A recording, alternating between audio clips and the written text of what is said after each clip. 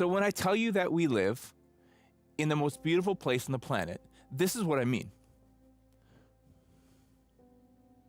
You know what I was thinking of doing, actually? I was thinking of making today's sermon just me stepping out of the way and letting you watch this for 45 minutes.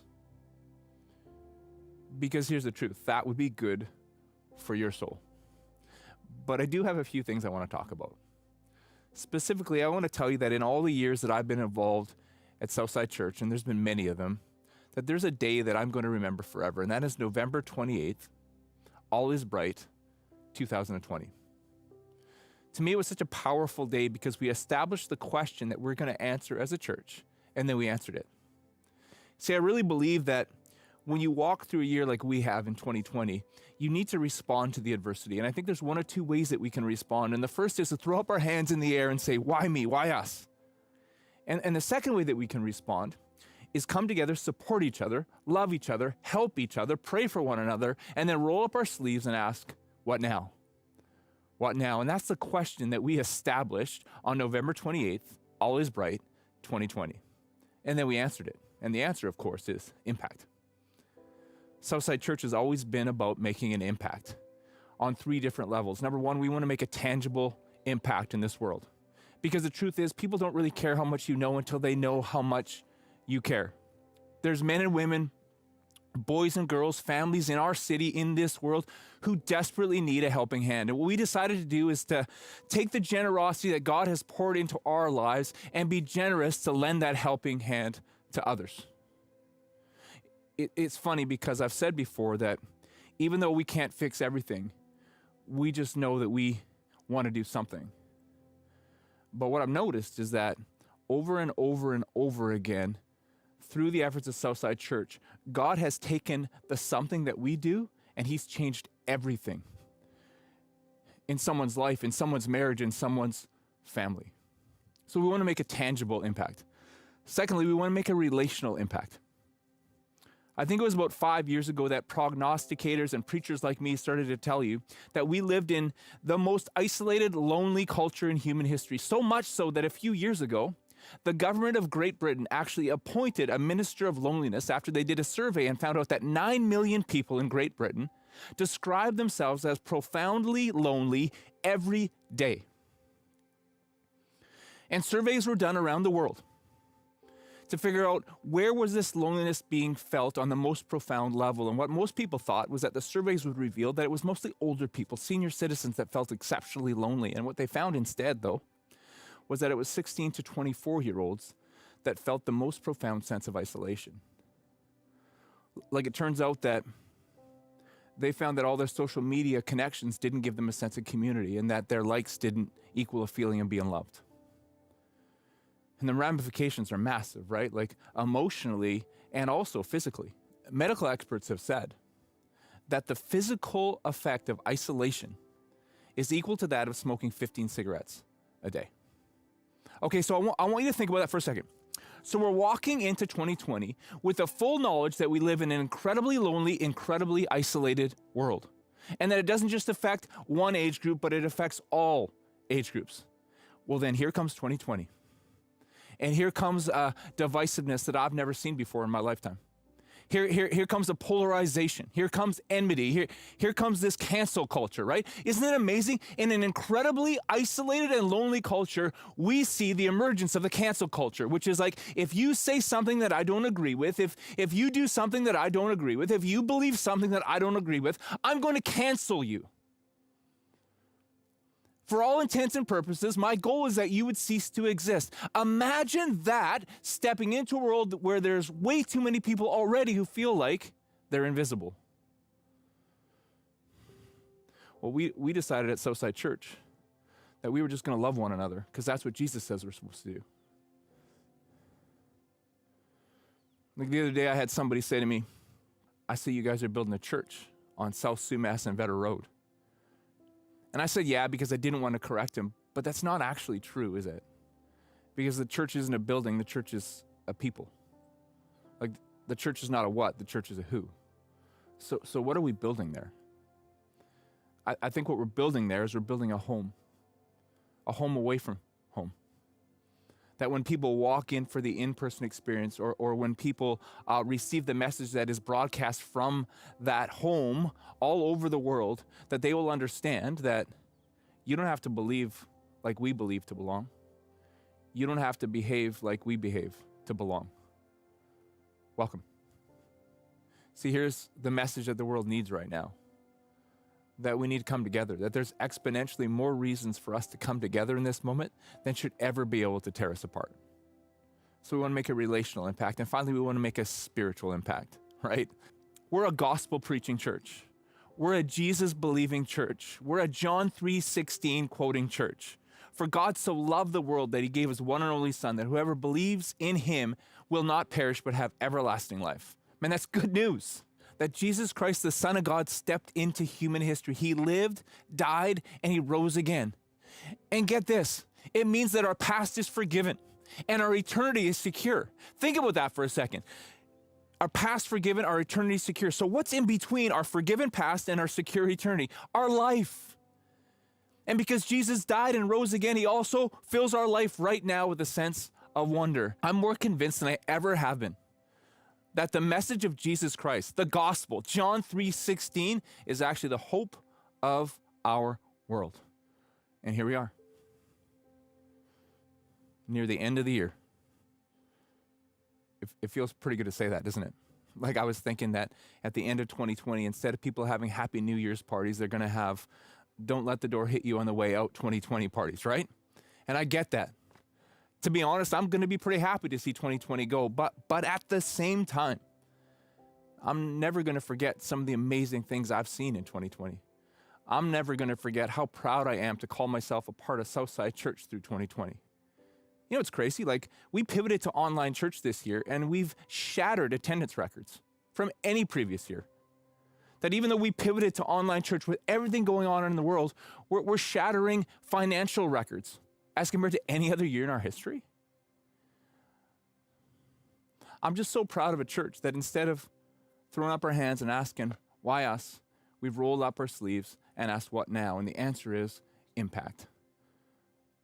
So in light of that, I want you to think, as we approach the end of 2020, I want you to think about investing financially with the mission of Southside Church. Man, whether you've never given before or whether giving is your thing, man, I would ask you then to pray if God would have you step out in bold generosity here as the year end approaches. I'll tell you a couple reasons why. Number one, because it's who you were meant to be. I've referred to it before as the upside down reality of the open-handed life. That God's plan for you is that you would be blessed and you would be a blessing. That God would pour his blessing to you and through you to others. That God would pour his hope to you and through you to others. That God would pour his peace to you and through you to others. That God would pour his wonder to you and through you to others. That's life. That's living, because God can't fill your clenched fists. So let's go. Let's do this. And the second reason I would say that we need to invest and get excited about the year-end offering this year is because in all of my lifetime, I've never seen such a great opportunity for us to make an impact. Man, there's people around this world who desperately need a helping hand. So we're going to make a tangible impact in 2021 like we've never made before. There's people around this world who desperately need to feel loved, and so we're going to make a relational impact like we've never made before in 2021. And there's people around this world that desperately need salvation, and we're going to see God use us to make a spiritual impact like we never have before in 2021. So I invite you to step up in faith and generosity in this year-end offering. If you want to give to Southside Church, you can do that by texting GIVE to 604-670-3040, or you can go online to southsidelife.com. Okay, so here we are, week 3 of this series called Heaven. Maybe some people are wondering, Mike, are you going to talk about like heaven and describe it eventually, talk about the pearly gates? Well, I am going to talk about heaven, but no, I'm not going to talk about the pearly gates. But since you brought it up, I will say this, that I believe that there's actually an attack on our concept of heaven. I believe that our spiritual enemy, the devil, has intentionally, in our culture, made heaven seem boring, lame, and ethereal. And what that does is that robs us of hope for someday, and it robs us of wonder on this day. So I want to tell you, over these next 3 weeks, starting next week, I want to really describe heaven in a way that maybe you've never heard before, but it's exciting. It's great news. I want to talk about who you will be in heaven. And then I'm going to talk about where you'll be in heaven, and finally, who you're going to meet in heaven over these next 3 weeks. Honestly, plan to be here. Get your whole family around, invite everyone you know, share the message. It's so important that we take back this image, this concept of heaven. It's not boring, it's not lame, it's not ethereal. But today I want to talk about a question that I brought up over the last few weeks. And that's a question that I think haunts our adult lives. Here it is. What happened to the wonder? See, I think we all look back to a moment, or maybe a series of moments, where we stopped being kids and we became adults, that we left the wonder behind and stepped into the world. But last week I told you, if I ask you the question, what happened to the wonder, and it fills you with a sense of mourning, that's wrong. Because your wonder isn't dead, it's buried. It's buried under dread, it's buried under drudgery. Well, today I want to talk about another possibility of when you're asking the question, what happened to the wonder? Here's a possible answer. Maybe you lost the way to wonder. And I want to illustrate that with an incredible passage out of the Gospel of John, chapter 4, starting at verse 1. Listen to this. Jesus realized that the Pharisees were keeping count of the baptisms that he and John performed, although his disciples, not Jesus, did the actual baptizing. They had posted the score that Jesus was ahead, turning him and John into rivals in the eyes of the people. So Jesus left the Judean countryside and he went back to Galilee. To get there, he had to pass through Samaria. He came into Sychar, a Samaritan village that bordered the field Jacob had given his son Joseph. Jacob's well was still there. Jesus, worn out by the trip, sat down at the well, and it was noon. A woman, a Samaritan, came to draw water. Jesus said, "Would you give me a drink of water?" His disciples had gone into the village to buy food for lunch. The Samaritan woman, taken aback, asked, "How come you, a Jew, are asking me, a Samaritan woman, for a drink?" For Jews in those days wouldn't be caught dead talking to a Samaritan. Jesus answered, "If you knew the generosity of God and who I am, you would be asking me for a drink, and I would give you fresh, living water." The woman said, "Sir, you don't even have a bucket to draw with, and this well is deep. So how are you going to get this living water? Are you a better man than our ancestor Jacob, who dug this well and drank from it, he and his sons and livestock, and passed it down to us?" Jesus said, "Everyone who drinks this water will get thirsty again and again. Anyone who drinks the water I give will never thirst, not ever. The water I give will be an artesian spring, within gushing fountains of endless life." The woman said, "Sir, give me this water so I won't ever get thirsty, won't ever have to come back to this well again." He said, "Go call your husband and then come back." "I have no husband," she said. "That's nicely put. I have no husband. You've had 5 husbands, and the man you're living with now isn't even your husband. You spoke the truth there, sure enough." And the woman looks at Jesus and says, "Well, when the Messiah comes, everything's going to be made right." And Jesus says, "I am he. You don't have to wait any longer or look any further."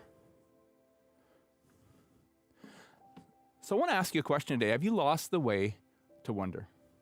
Because I think we live in a world that is going to kind of push us down 2 possible paths to wonder. They're going to try to convince us that winning is the way to wonder, or that wedding is the way to wonder. And if we wander down those paths thinking that we're on the way to wonder, we're going to lose our way. See, it's amazing if you look at the beginning of this passage. The Pharisees come to Jesus and they say, "Jesus, we got great news for you. Like, we've been keeping score, actually, and you've been baptizing more people than John the Baptist. You're winning. It's great." And Jesus doesn't even answer them. He just leaves. See, I really think that we live in a culture that has convinced us, or is working to convince us, that winning is the way to wonder. You got to win. You got to win. You got to win in athletics. You got to win at school. You got to win in business. You got to win financially. You got to win in lifestyle. Back in the 90s, there was a bumper sticker that people put in their cars that said, "Whoever dies with the most toys wins." And then not long afterwards, another one came out that said, "Whoever dies with the most toys still dies." And I got to tell you, when I saw that second bumper sticker, it actually made me really sad. Because I thought to myself, like, we know that, right? Like, we actually know that whoever dies with the most toys still dies. Like, this is not news to anybody. Here's the heartbreaking aspect to it, though. We all live as if it wasn't true, or we're tempted to live as if it wasn't true, that winning really is the way to wonder. And that's why I think we desperately want all the winners in our culture to live happily ever after. Like earlier this year, there was a documentary that was put out by ESPN called The Last Dance. It was a 10-part documentary series on the basketball career of Michael Jordan. It beat all kinds of viewership records of any sports documentary ever. It was pretty awesome. As a kid, I used to love watching Michael Jordan, and I know there's a debate on who's the greatest basketball player of all time. All I will say about that is this. When Michael Jordan was at his best, I've never seen anybody play basketball like that. Okay, you might disagree, but here's what we don't disagree with.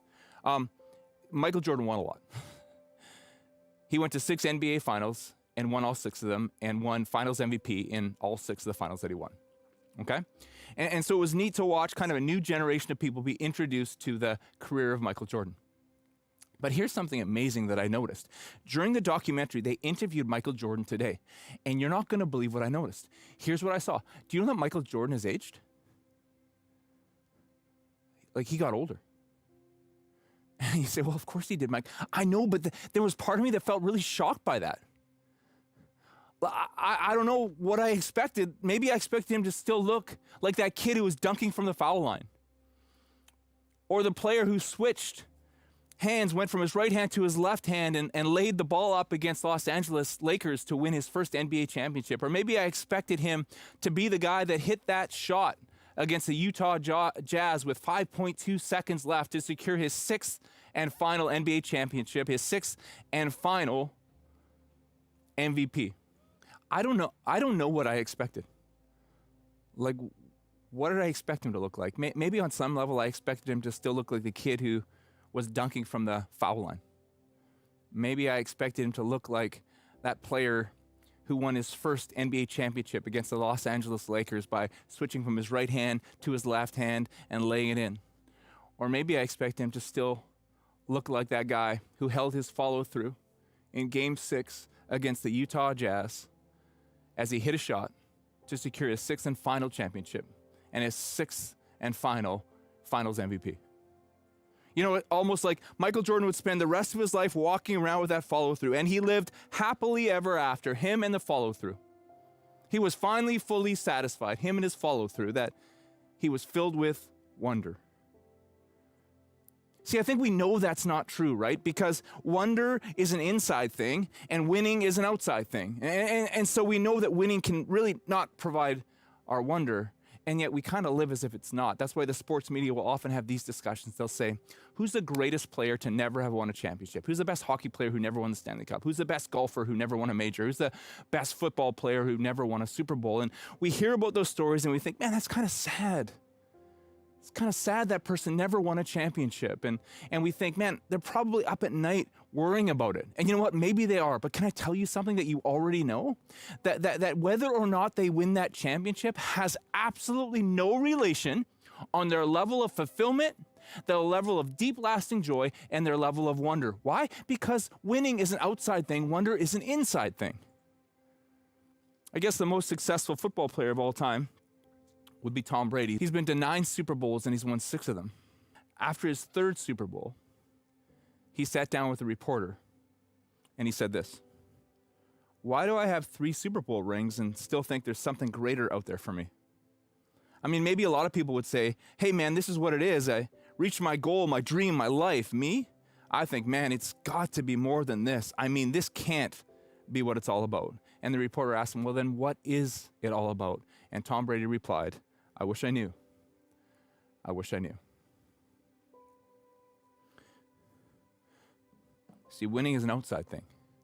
Wonder is an inside thing. And yet we live in our culture at times that winning is the way to wonder. Like if I win financially, if I win athletically, if I win politically, man, that'll be wonder. It's interesting because the other day I saw 2 pictures of the same person side by side. And that person happens to be one of the most popular presidents of the United States in modern history. And the first picture was taken on the day he took office. And the second picture was taken 8 years later on the last day that he was president of the United States. And I got to tell you, the first picture, man, he looked energized, like ready to go, fired up, optimistic. And the second picture, on his last day in office 8 years later, he didn't look that good.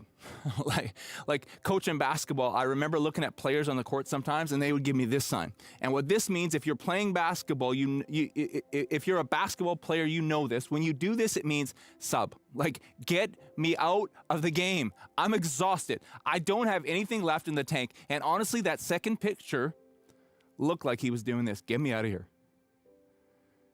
And I just thought it was sad because as a world, we look at him and say, well, you just won 2 elections. You're a winner. You must be full of wonder. Well, of course not. Because wonder is an inside thing, right? And winning is an outside thing. They're not really related. Now, don't get me wrong, right? Like, I hope you win. Like, if you're playing a sport and they're keeping score, can you please try to win? Like, if you want to run for office, man, I hope you do. I'll probably vote for you, and you should try to win. If you want to start a company, like, you want to start producing strawberry jam, then I think you should make the best strawberry jam in the world, and I think you should try to sell more strawberry jam than anyone else in the world. That's great. But here's what we can't do. We can't convince ourselves. We can't live as if winning is the way to wonder, because winning is an outside thing and wonder is an inside thing. I think the second way that we can kind of lose our way to wonder is when we start to pursue wedding as a way to wonder. And when I say wedding, what I really mean is I'm talking about dating, romance, sexuality, and marriage, right? It's really interesting in this passage because Jesus says to the woman at the well, hey, why don't you get your husband and come back? She says, well, I'm not really married. He says, I know. You've been married 5 times. The guy you're with right now, he's not your husband. And it's really weird, actually, because I've heard preachers preach on this passage before, and they convey this woman at the well as if that she's been jumping around from marriage to marriage to marriage. It doesn't make any sense in that culture, right? The way women were viewed, the way women were treated in that culture, it's more likely that she's been bounced from marriage to marriage and hurt and wounded and bruised every single time. So let's talk about that for a second. So this whole concept of dating, romance, sexuality, and marriage, at its worst, can leave people scarred and wounded. And at its best, in a great marriage, in a perfect marriage, and honestly, you're probably dealing with one of the world's foremost experts on being in an amazing marriage. I mean, every day of my life, I still can't believe that Corinne Manis said, I do. I'm so thankful. I love her so much. She's my best friend, and honestly, it's still getting better. Okay? And here's the thing. Corinne, well, let's go even broader than that. There is no person in the world who was meant to fill me with a sense of wonder. You say, well, Mike, that's not very romantic. Actually, I think it's one of the most romantic things I've ever said, actually. Because I think we live in a world that looks at dating, sexuality, romance, and marriage, and we look at people and we say, well, you can't or you won't. Do you understand? So we look at a person and we say, well, you can't fill me with wonder, but maybe they can. Or you won't fill me with wonder for whatever reason. You're not willing, so maybe someone else is willing. But here's the truth. Other people were never intended to fill you with a sense of wonder. It doesn't work that way because they're an outside thing. Wonder is an inside thing. Do you understand? And don't get me wrong. Man, I want you to have an amazing marriage. I really think as we begin the rebuilding efforts of 2021, one of the pivotal parts to us rebuilding is going to be our marriages. Jesus said, love one another. And if you're married, your closest one another is your spouse. I believe so strongly in it that starting on January 10th of 2021, Corinne and I are going to launch a series all about marriage. I want your marriage to be amazing. I want 2021 to be a turning point. If it's good, I want it to be great. If it's struggling, I want to turn the corner in 2021. I really believe in that. And can we please understand this? Wedding is not the way to wonder, and neither is winning. So what's the way to wonder? Well, Jesus says it in the passage. He says living water is the way to wonder. And I love the way Randy Alcorn says it. He says this, Psalm 63 verse 1 says, "O God, you are my God. Earnestly I seek you. My soul thirsts for you. My body longs for you in a dry and weary land where there is no water." We may imagine we want 1,000 different things, but God is the only one we really long for. His presence brings satisfaction. His absence brings thirst and longing. You know what, you guys? I think we live in a world where everybody's walking around with this low-grade depression. Wondering what happened to the wonder. And for some people, it's been buried underneath dread and drudgery. And for others, they've lost their way. They've wandered after winning, or they've wandered after wedding, and now they're lost. And I want to tell you, with God's help, we're going to find our wonder back. Because I think it's pulling all of us. It reminds me of like a little kid flying a kite on a cloudy day. You know, you can't see the kite anymore, but it's still pulling. It's still pulling. It's still pulling. I think that's what wonder is doing inside of you and inside of me. C.S. Lewis says it this way. He says, you may have noticed that the books you really love are bound together by a secret thread. You know very well what is the common quality that makes you love them, though you can't put it into words. But most of your friends do not see it at all and often wonder why, liking this, you should also like that. Again, you have stood before some landscape which seems to embody what you've been looking for all your life, and then turn to the friend at your side who appears to be seeing what you saw. But at the first words, a gulf yawns between you, and you realize that this landscape means something totally different to him, and that he is pursuing an alien vision and cares nothing for the ineffable suggestion by which you are transported, even in your hobbies.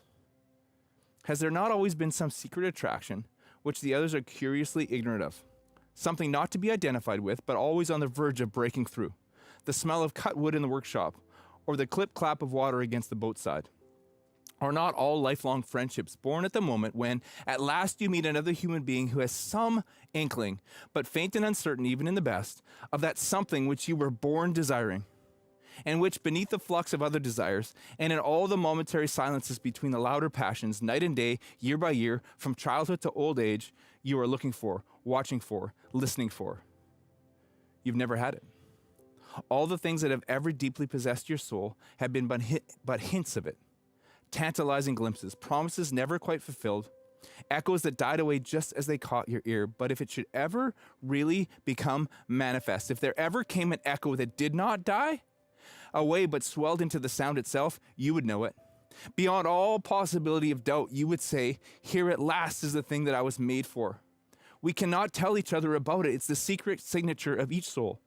The incommunicable and unappeasable want, the thing we desired before we met our wives or made our friends or chose our work, and which we shall still desire on our deathbeds, when the mind no longer knows wife or friends or work. While we are, this is. If we lose this, we lose all.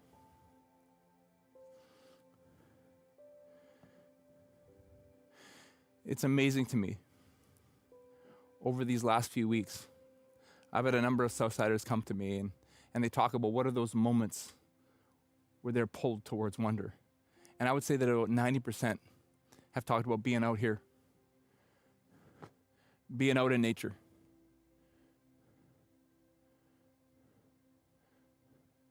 There's just something about it. When we think about the same God who created all this is preparing a place for us. It's the pull to wonder. It's the signature of our soul. It's crazy because you hear people say sometimes, man, in the afterlife, we're going to go to heaven. So that's completely not true. Because I believe when we step into the other side of eternity, we're going to experience the life that we longed for all along, but could never quite put into words. So full of life, so real is that going to be that we're going to look back at this existence and call it the pre-life. People say, well, in the afterlife, we're going to go to heaven. No, we're not. God's going to bring in a new heavens and a new earth. And I just want you to think about that for a second. Like a new Paris, recognizable but infinitely more. Listen to what God inspired the Apostle Paul to write in Romans 8. Listen to this. That's why I don't think there's any comparison between the present hard times and the coming good times. The created world itself can hardly wait for what's coming next. Everything in creation is being more or less held back. God reins it in until both creation and all the creatures are ready and can be released at the same moment into the glorious times ahead.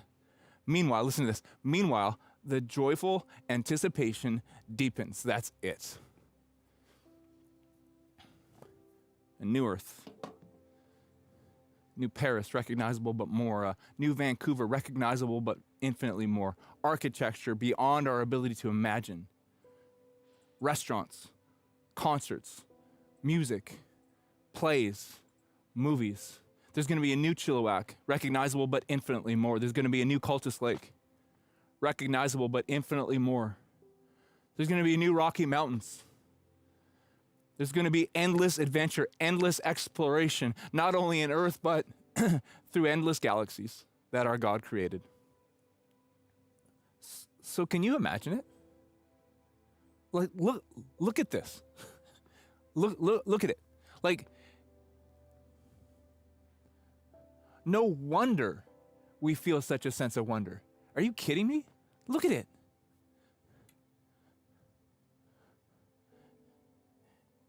And yet, I feel like God wants to say to you and me today, you ain't seen nothing yet. All creation is being held back. C.S. Lewis referred to this world that we're living in right now in all its beauty. He called it the Shadowlands. That this is just a shadow of what's to come. Imagine that.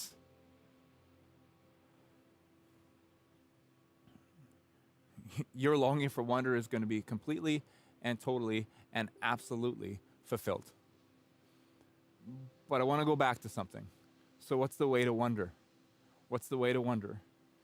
See, because winning is an outside thing, and wedding's an outside thing, and wonder is an inside thing. So what's the way to wonder? Well, the living water is the way. In John chapter 14, Jesus said, I am the way, the truth, and the life. No one comes to the Father but by me. Jesus is the way. Because I want you to think about this for a second. In all of creation, this is the Shadowlands. It's being more or less held back.